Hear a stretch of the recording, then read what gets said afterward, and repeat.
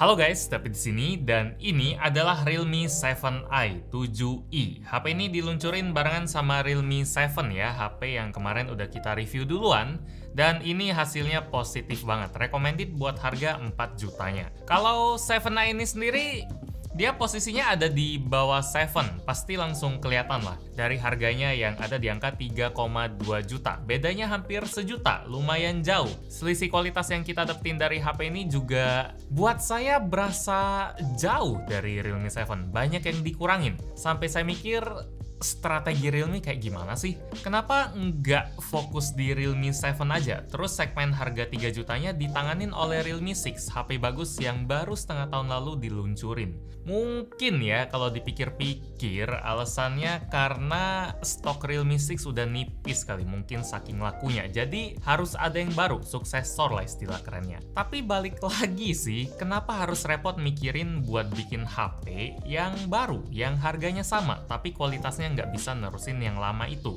Mungkin Anda udah penasaran ya kenapa saya sampai bilang kayak gitu deh tadi. Kita mulai dari alasan yang paling simpel aja deh. Langsung tembak ke bagian chipsetnya. Bagian yang biasanya paling diandelin Realme. Di Realme 7i ini dia pakainya chipset Snapdragon 662. Ini chipset yang levelnya lumayan mirip sama Snapdragon 665 yang biasanya bisa kita temuin di HP 2 jutaan kayak Realme 5 contohnya. Beda keduanya ada di mana antara 662 sama 665? Kalau dibandingin si Snapdragon 662 itu ibaratnya versi update lah dari 665. Umurnya lebih muda, lebih fresh, lebih baru karena diluncurinnya di awal 2020 ini. Kalau si 665 kan tahunnya 2019. Si 662 juga dapetin beberapa peningkatan fitur kayak di bagian konektivitas, dia udah Wi-Fi 6 ready, terus udah dukung gambar yang efisiensinya tinggi, dan lain-lain yang nggak terlalu kerasa kalau kita pakai. Buat detailnya bisa cek video jagat review lewat link di bawah aja. Di sana pembahasan soal Snapdragon 662-nya bagus banget.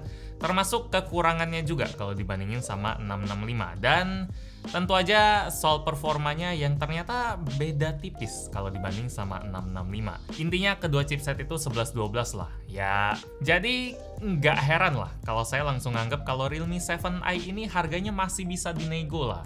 Kalau misalnya ada satu barang yang harganya 3 juta dan kualitasnya mirip sama barang yang harganya 2 juta, kemungkinannya cuma ada dua kan, antara yang 2 juta itu terlalu murah atau yang si 3 juta yang harganya terlalu offside. Tapi kan bang, kalau ngenilai HP itu nggak cuma dilihat dari chipsetnya doang. Bagian lain gimana? Yep, ngenilai HP nggak cuma soal chipset doang, tapi ini kan kita lagi bahas Realme yang biasa kenceng banget soal mesin, jadi kali ini agak aneh aja. Terus pas saya lanjut ngeliatin layar HP ini juga sebenarnya saya seneng sih, layar Realme 7i ini udah dukung refresh rate 90Hz, tapi entah kenapa Realme mutusin buat dampingin layar yang kenceng dan mulus itu pakai resolusi yang sekedar cukup aja, HD+. Ini kerasa lumayan jomplang dari Realme seri angka sebelumnya. Layarnya sama-sama 90Hz, ukurannya sama-sama 6,5 inci, tapi resolusi yang kemarin bisa Full HD+. Masih bingung sampai sekarang. Mungkin layar yang resolusinya diturunin tadi buat bikin performanya bisa jadi tambah enteng kali ya, biar beban chipsetnya lebih ringan, lebih hemat baterai juga. Dan memang bener sih, kalau mau cari daya tahan baterai yang awet banget, di HP ini cocok banget. Pemakaian nonstop mungkin bisa sekitar 8 jam. Main PUBG M1 game penuh juga makan baterainya 6-7% doang. Main ML 30 menitan juga ngurangnya 5% doang. Awet pol. Kecepatan ngecasnya juga oke lah, pakai charger fast charging 18 wattnya. 30 menit keisi 30%, sejam 55%, dan kalau mau penuh sekitar 2 jam 15 menit. Cuma, ya banyak kata cumanya di video ini, daya tahan baterai yang awet tadi kerasa kurang bisa kita nikmatin aja kalau HP-nya nggak didukung sama layar yang tajam, yang enak buat dilihat lama-lama lah. Dan performanya juga yang ngacir nggak didukung kayak gitu. Main game lama-lama kerasa kurang puas aja karena main game kayak ML masih belum optimal. Mode high frame rate-nya masih belum bisa kita aktifin. Dan kalau kita main game berat kayak PUBG M, settingan bawaannya ada di balance medium atau smooth high. Kerasa kurang. Kalau pakai GFX Tool baru bisa dipaksa ke ekstrim.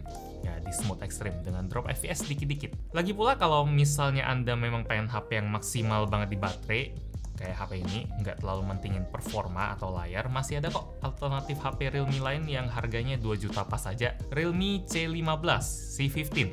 yang baterainya lebih gede, 6000 mAh loh. Dan tipe layarnya masih sama dengan Realme 7i ini. Dan SoC-nya juga sesuai sama segmen harganya, 2 jutaan. Kalau misalnya Anda nanya bagian apa dari Realme 7i ini yang benar-benar kuat, sampai nggak ada yang bisa nyanyiin, jawabannya ada satu sih. Ada satu piala yang bisa dibobalik oleh HP ini. Karena dengan harga 3,2 juta, Realme 7i adalah HP dengan konfigurasi RAM 8GB dan internal 128GB yang paling murah yang bisa Anda temuin. Apakah itu cukup biar Anda kesengsem sama HP ini?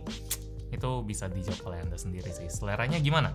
Kalau saya sih RAM gede gitu, kalau nggak didukung yang lain juga mubazir sih. Sementara buat kualitas kameranya sendiri, Realme 7i pakai sistem 4 kamera ya. Ada kamera utama 64 megapiksel, kamera ultrawide 8 megapiksel, dan kamera makro sama black and white yang masing-masing 2 megapiksel. Kamera depannya 16 megapiksel. Hasil tangkapannya sendiri bagus, pas lagi terang fotonya bisa kelihatan jelas, dynamic range dapat, dan warnanya cerah. Kalau di kondisi low light dia standar aja. Kadang agak noise dan ketajamannya agak hilang, cuma ini wajar banget. Ya kalau misalnya pengen lebih cakep pas lagi malam, kita pakai mode Nightscape aja biar hasilnya lebih jelas. Dan sama kayak Realme 7 kemarin juga, di mode Nightscape ini kita bisa kasih filter yang lumayan cakep. Ada Modern Gold, ada Cyberpunk, dan Flamingo.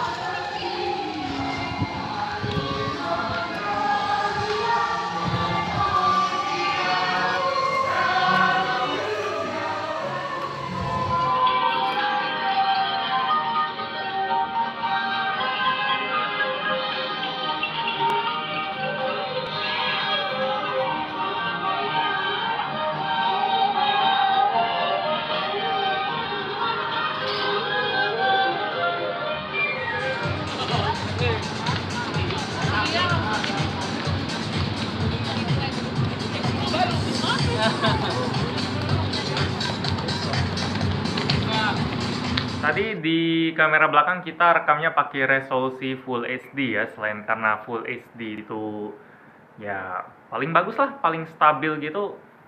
Ya nggak ada pilihan juga kalau di Realme 7i ini karena Snapdragon 662-nya nggak ngedukung 4K. Kalau 665-nya dia baru ngedukung 4K, jadi itu salah satu kelemahan dari 662. Ya itu aja sih. Oh ya, saya sampai lupa ngebahas soal desain dari Realme 7i ini. Padahal lumayan beda dari HP Realme yang lain loh. Mungkin karena terlalu semangat ngebahas yang lain kali. Jadi desain di Realme 7i ini kelihatan lumayan baru. 4 kamera tadi biasanya kan dijejer ke bawah, kali ini enggak. Ada satu yang ditaruh ke samping biar bisa ngebentuk huruf L. Ini familiar sih, ada yang bisa nebak nggak ini? Buat varian warnanya sendiri ada warna Aurora Green yang lagi kita bahas di video ini. Dan ada juga yang satu lagi namanya Polar Blue. Kesimpulan buat video ini, ya gitu, Anda udah nangkep lah ya. Kalau saya nganggep si Realme 7i ini harganya kurang pas, masih bisa dinego. Mungkin ya dia kerasa lumayan berkembang kalau dibandingin sama Realme 5i yang hadir awal tahun ini. Cuma sekarang saya nggak ngebandingin 7i ini sama 5i lagi, tapi udah sama Realme 6 yang harganya sama. Dan Realme 6 bisa banget jadi alternatif yang bisa dipertimbangin saking bagusnya. Chipset lebih kenceng, layar lebih tajam. Ya itu aja sih, nggak perlu alasan lain karena dua alasan itu bobotnya udah gede banget. Saran saya kalau misalnya Anda minat nih, coba pertimbangin Realme 6 atau 7 sekalian deh. Kalau 7i ini mungkin kalau ada special price di bawah 3 juta atau tiba-tiba ada bundling gitu, karena Realme sadar pas nonton video ini, baru boleh lah dibeli. Demikian review gadgetin buat Realme 7i. Like kalau Anda suka dengan video ini, dislike kalau nggak suka, dan kita ketemu lagi di video selanjutnya. Yo, tumben ya.